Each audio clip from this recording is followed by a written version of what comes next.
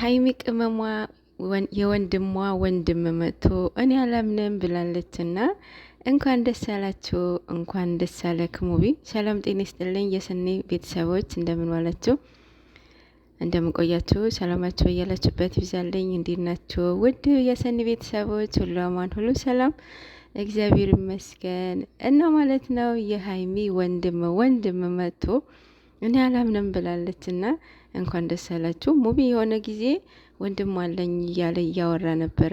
የት እንደ ሀገር እንደሆነ ባይናገርም ባናቅም ግን ወንድም እንዳለው ይናገር ነበረ። አሁን ደግሞ መጥቶለታል። የእውነት እንኳን ደስ አለ።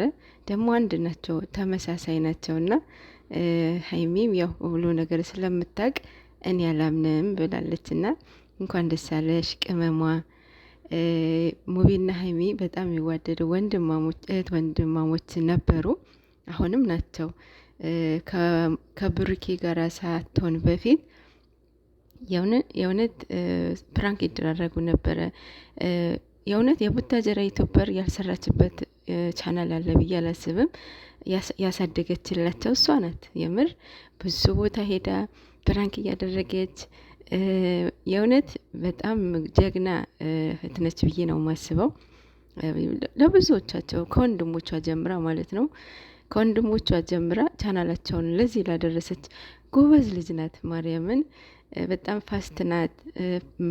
የምትሰራው ፕራንኮች በጣም እኔ እንጃ ጎበዝ ልጅ ናት። በተለይ ከሙቢ ጋራ በምሰራ ጊዜ አንዴ እሷ ቤት አንዴ እሱ ቤት የሆነ ተከታታይ ድራማ ይዛ ነበረ፣ ፕራንክ ማለት ነው ከሀዩ ጋራ።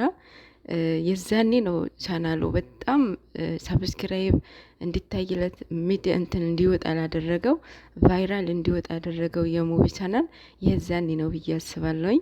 ወደ አሁኑ ነው እንትን የተቀበለው ማለት ነው። የዩቱብ ምንድን ነው የሚባለው?